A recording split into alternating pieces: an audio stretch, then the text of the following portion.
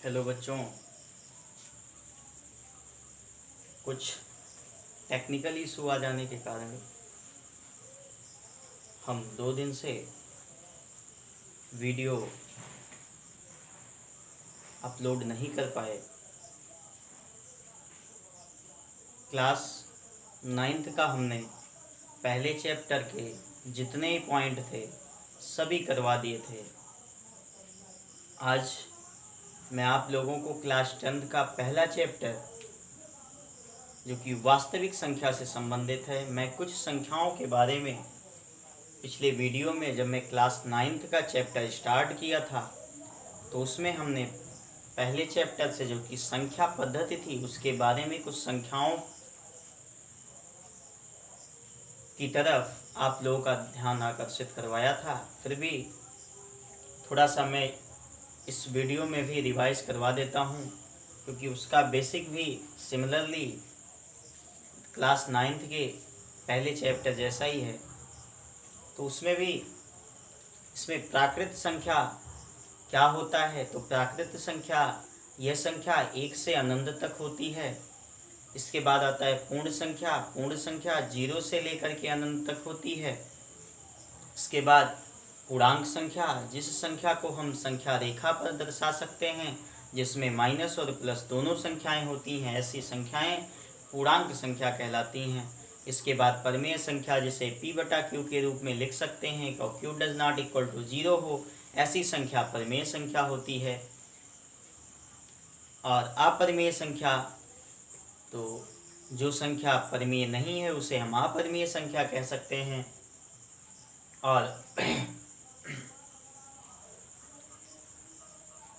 इसमें आपको वास्तविक संख्या, तो ब्रह्मांड में उपस्थित सभी संख्याएं वास्तविक संख्या होती हैं। और इसमें एक संख्या के बारे में आप लोगों को और पढ़ना है जो कि सहअभाज्य संख्या है।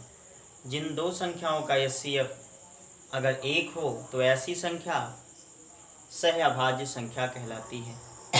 सह का मतलब होता है जोड़ा, तो सहअभाज्य संख्या जिसका HCF 1 हो उन्हें सहअभाज्य संख्या कहते हैं। खैर क्लास ये सब 9th का टॉपिक था। सहअभाज्य संख्या क्लास 10th में आपको मिलेगा और उसके पहले चैप्टर का पहला पॉइंट यानी 1.1 प्रश्नावली का पहला क्वेश्चन है कि निम्नलिखित संख्याओं का HCF ज्ञात करने के लिए यूक्लिड विभाजन एल्गोरिथ्म का प्रयोग कीजिए। पहला सवाल 135 और 225 का यूक्लिड विभाजन एल्गोरिथ्म का प्रयोग करके हमें HCF निकालना है। क्लास 10th मैथ 1.1 जो कि एक्सरसाइज पहला क्वेश्चन है कि 135 और 225 का एल्गोरिथ्म विभाजन का प्रयोग करके हमें इसका HCF निकालना है। बहुत सिंपल है। आप सबसे पहले ये हमें लगता है कि क्लास 4th से ही आप लोगों को क्लास 4th 5th से ही आप लोगों को HCF भागवित से निकालना सिखाया गया है। तो सेम वैसे ही करना है, सबसे छोटी संख्या से बड़ी संख्या में भाग देनी है। तो यहाँ केवल 2 ही संख्या है और सबसे छोटी संख्या 135 है और बड़ी संख्या 225। तो छोटी संख्या से बड़ी संख्या में भाग देना है। 225 2 बार में ले जाएंगे तो 225 से ज़्यादा हो जाएगा, इसलिए 1 बार ले जाना है। 0 यहाँ से और यहाँ से 9 हो जाएगा। पुनः 1 बार कि 2 बार ले जाएंगे फिर ज़्यादा हो जाएगा, यहाँ से 4, यहाँ 0 हो जाएगा 45। ठीक है। अब इसमें आप सबसे पहले करना क्या है, जिसमें आप भाग दिए हो यानी स्टेप फर्स्ट में आपको लिखना है। स्टेप इसमें बनता है, स्टेप पहले स्टेप में आपको क्या लिखना है। सबसे पहले आप क्या किए, 225 को लाने के लिए हमने क्या किया है, मतलब या तो उससे कम आ जाए या उसके बराबर आ जाए। हमने क्या किया है कि 135 का गुणा 1 में किया और प्लस में, यानी 135 का गुणा 1, इसकी मल्टीप्लाई इसके साथ और साथ में ये जोड़ देते हैं तो हमारा क्या आ जाता है 225।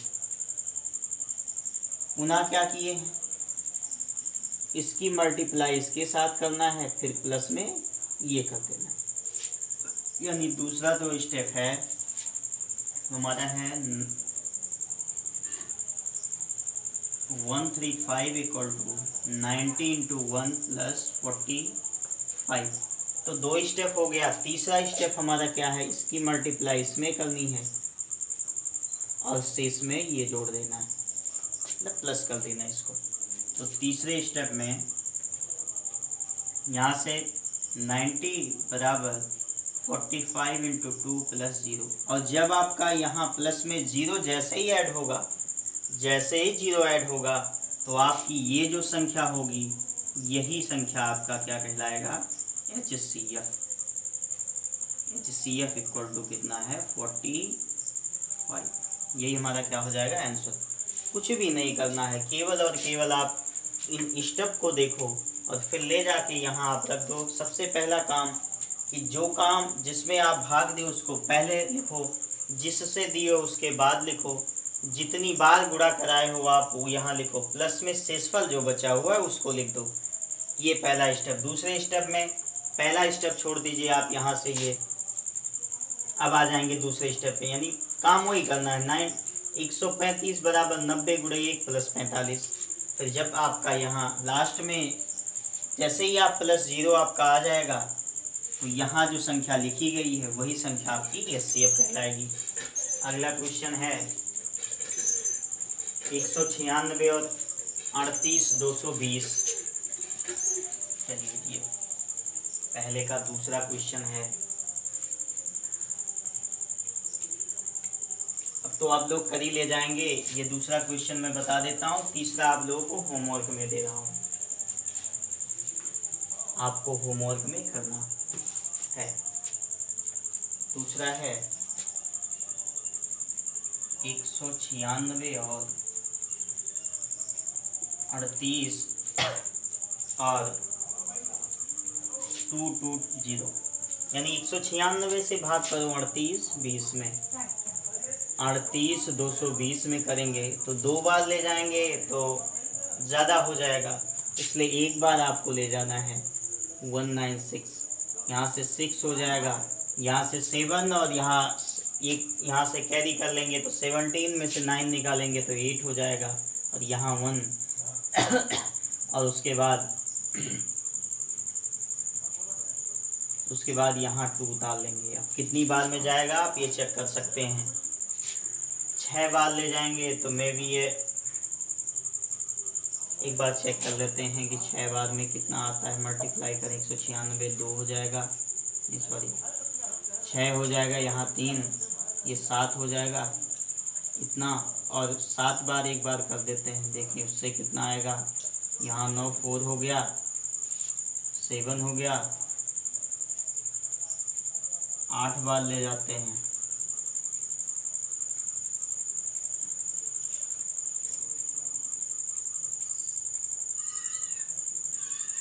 आठ हो जाएगा,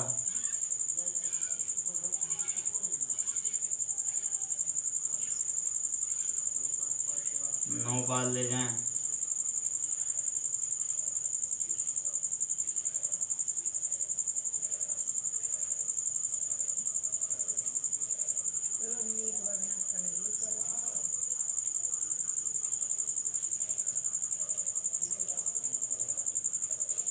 यानी ये कितनी बार जाएगा 9 बार। 9 बार में आएगा 1791।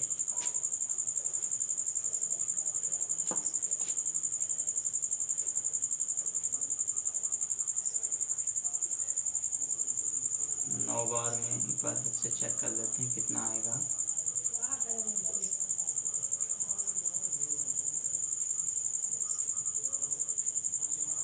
इक्यासी और 5 86, 1764 आएगा, 1764। यहाँ इससे इसको घटाएंगे 8, यहाँ 9, यहाँ 0 और यहाँ 0, 0 उतार लेंगे 5 बार में। ये पूरा क्या हो जाएगा, कट जाएगा।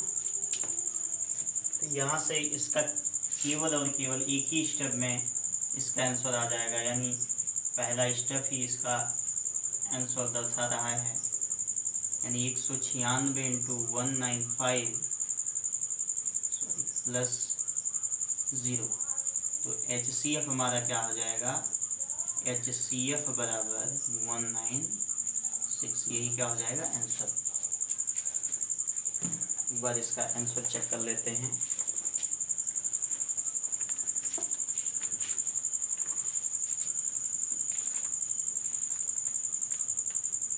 जी 196 करेक्ट आंसर है। अगला क्वेश्चन है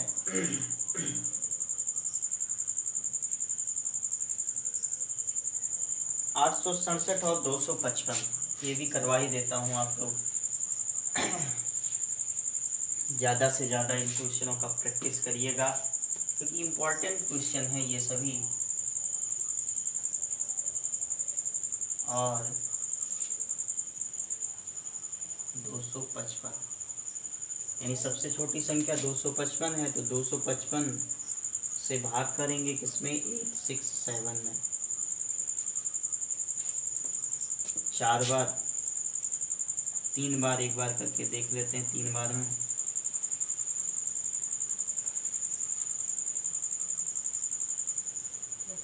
यानी कितना आ जाएगा, 3 बार में 765, 4 बार में ज़्यादा हो जाएगा, इसलिए 3 बार ले जाएंगे। यहाँ 3 बार, तो 3 पचे 15, 3 पचे 15 और 1 16, और 3 दूनी 6, 1 7। यहाँ से इसको घटा देंगे, तो 7 में से 5 घटाएंगे, आपका आ जाएगा 2। 6 में से 6 घटाएंगे 0, 102 और 255 2 बार जाएगा, तो ये हो जाएगा आपका 204। यहाँ से ये हो जाएगा 1 5, 102, यहाँ 0 हो जाएगा, 2 बार में आपका 102 आ जाएगा। और तो यहाँ से स्टेप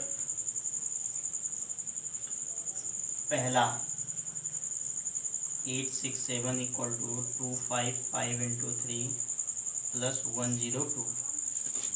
अगला स्टेप यानी दूसरा स्टेप क्या है, 255 102 इंटू 2 प्लस 51।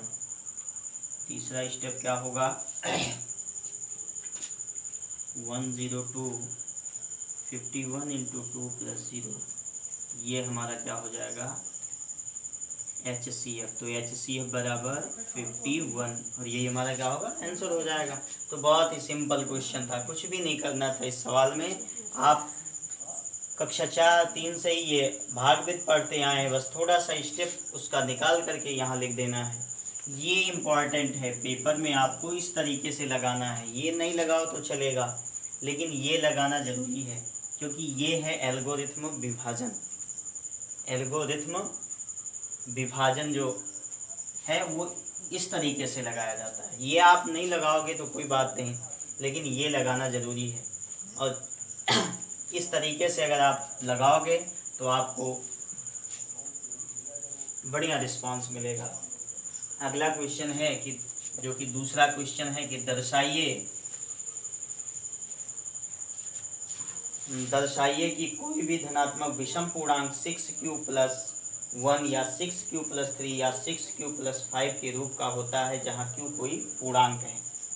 किस रूप का दिखाना है आपको, दूसरा है 6q प्लस 1, 6q प्लस 5 तथा 6q प्लस 3 और 6q प्लस 5, ये हमको दिखाना है।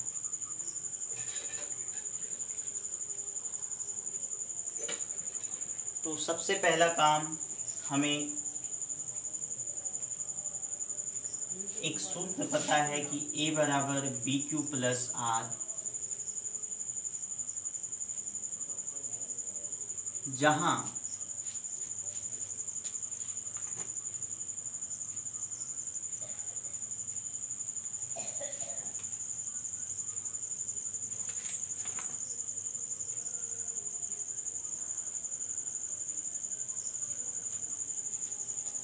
0 is greater than equal R V, ये फार्मूला होता है। तो यहाँ से सबसे पहले हमें v का मान निकालना होता है, और v का मान कहाँ से मिलेगा? v के बगल में यहाँ क्या लिखा हुआ? q। क्या लिखा हुआ? q। और यहाँ भी q लिखा हो, यहाँ भी q, यहाँ भी q। इसका मतलब अगर इससे हम तुलना करा दें तो हमें हर जगह से जो q अगर हटा दें तो 6 6 6 बचेगा, यानी v का मान यहाँ से हमको क्या मिल जाएगा? 6। तो यहाँ हम लिख देते हैं कि v बराबर 6। ठीक है। अब इस समीकरण में आप इसको मान लो समीकरण नंबर 1। तो यहाँ से लिखो समीकरण 1 में b का मान रखने पर हमें ये चीज़ दिखाना है कि 6q + 1 इस समीकरण में रखने पर मिल सकता है या नहीं, 6q + 3 मिल सकता है या नहीं, 6q + 5 मिल सकता है या नहीं। विषम संख्या इसको दिखाना है। विषम संख्या है कैसे कि देखो यहाँ से ये 6q + 1, अगर 2 से इसको हम विषम संख्या किसे कहते हैं? जो संख्या 2 से ना कटे। 2 से अगर हम भाग देंगे इसमें तो ये संख्या तो विभाजित हो जाएगी, लेकिन ये वाली संख्या 1 विभाजित नहीं होगी, इसलिए ये विषम हो जाएगा। ऐसे यहाँ भी ये संख्या विभाजित होगी, 2 से ये विभाजित नहीं होगी। ये संख्या 2 से विभाजित होगी, लेकिन ये वाली नहीं होगी। दोनों होगा तो सम संख्या हो जाएगा, और एक हो रहा है दूसरा नहीं हो रहा है, या दोनों नहीं हो रहा है तो विषम संख्या हो जाएगा। ठीक है। तो v का मान समीकरण 1 में रखने पर, v का मान रखने पर, समीकरण 1 में v का मान रखने पर, तो a बराबर v के स्थान पर हमको लिखना 6q + r। अब यहाँ से हमें r का मान ही यहाँ से जहाँ v है वहाँ भी हम लिख देते हैं।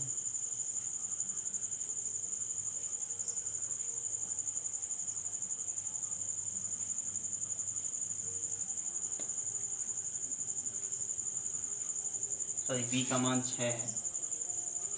अब r का मान यहाँ से हमको रखना है 0 1 2 3 4 5। ये चीज़ें हमको रखना है। जहाँ r है वहीं ले जाके पहले एक बार 0, फिर एक बार 1, फिर 2, फिर 3, ये आपको ऑटोमेटिक मिल जाएगा, कुछ भी नहीं करना। तो फिर ठीक है, समीकरण नंबर 2 मान लेते हैं इसको। यहाँ लिखते हैं कि जब r बराबर 0 हो तो यहाँ से क्या हो जाएगा? a बराबर 6q + 0, यानी a बराबर 6q। ये तो हमको चाहिए नहीं, अगले स्टेप में देखते हैं। तो यहाँ से लिख देते हैं समीकरण 2 से। पुनः एक स्टेप यहाँ, अगला स्टेप यहाँ करते हैं। जब r बराबर 1 हो तो समीकरण 2 से,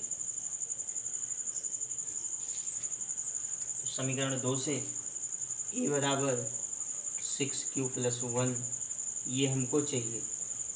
देखो एक चीज़ हमको मिल गया। अगला चलिए अगले स्टेप में कि जब r बराबर 2 हो तो समीकरण 2 से केवल और केवल समीकरण 2 में आप मान रखते जाओ, ये आपको मिलता रहेगा। यहाँ से a बराबर 6q + 2, ये भी हमको नहीं चाहिए। चलिए अगला, जब, और हमेशा आपको b का मान, जैसे r का मान इससे कम, एक कम हमेशा रखना है। जैसे यहाँ 6 है तो 5 तक मान लो, यहाँ 2 है तो 0 से 1 ही रखना है, यहाँ 4 है तो 3 तक ही रखना है, 3 है तो 2 तक ही रखना है, इससे एक कम हमेशा रखना है आपको। चलिए जब r बराबर 3 हो तो यहाँ से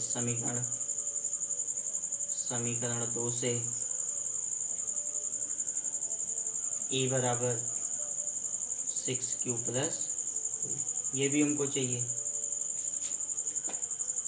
जब r बराबर 4 हो तो समीकरण 2 से क्या हो जाएगा, a बराबर 6q + 4, ये भी हमें नहीं चाहिए। जब r बराबर 5 हो तो समीकरण 2 से a बराबर 6q + 5। देखिए हमको ये तीन चीज़ 6q + 1 हमको यहाँ मिल जा रहा है, 6q + 3 यहाँ और 6q + 5 यहाँ मिल रहा है। तो एक स्टेप हम इसको लिख देते हैं कि हमारा जो विषम धनात्मक पूर्णांक मिला तो हम लिख देते हैं विषम पूर्णांक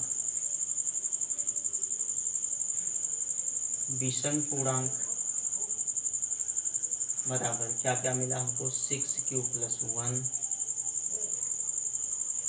6q + 3 और 6q + 5। विषम पूर्णांक और सम पूर्णांक हमें मिल गया। अच्छा, विषम पूर्णांक तो हमने बताया कैसे ये विषम है, क्योंकि 2 से ये विभाजित नहीं हो रही है। सम पूर्णांक क्या क्या आया है आपका, पहला तो हमारा है 6q, दूसरा है 6q + 2 और तीसरा है 6q + 4। अब ये सम पूर्णांक क्यों है, क्योंकि आप देखो ये भी 2 से कट जा रहा है, 2 से अगर भाग देंगे तो 6 कट जाएगा, 3q आ जाएगा। यहाँ से 2 कॉमन लेके काट देंगे 2 को, यहाँ से भी 2 कॉमन लेके काट सकते हैं। तो यानी ये संख्या 2 से पूर्णतः विभाजित हो जा रही है, इसलिए ये सम पूर्णांक है। और ये विषम पूर्णांक इसलिए है क्योंकि ये 2 से विभाजित नहीं हो जा रही है, इसलिए ये विषम पूर्णांक है। थोड़ा सा ये लंबा है लेकिन बढ़िया क्वेश्चन है। कुछ भी नहीं करना आपको, सबसे पहले देखना है v का मान आप निकाल लेंगे। फिर उसके बाद आप r के मान में b के मान से एक कम हमेशा, जैसे 6 है तो 5 तक रखेंगे। आपको ये चीज़ आप लगाते चले जाएंगे और ये चीज़ आपको मिलेगा, वहीं आप स्टॉप हो जाएंगे। और उसके बाद विषम पूर्णांक और सम पूर्णांक के बारे में लिख देना है आपको, इतना ही करना है। स्टेप वाइज स्टेप आप इसको लगाइएगा। जो भी कन्फ्यूजन होगा हम बार बार बताते हैं कि कमेंट बॉक्स में लिखिए, मैं उस कन्फ्यूजन को दूर करने की कोशिश करूँगा। और इसके बाद अगला क्वेश्चन क्या है,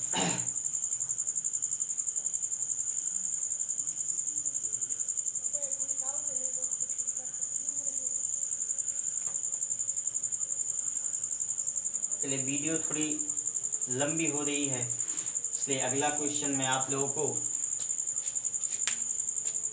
कल की वीडियो में बताऊंगा।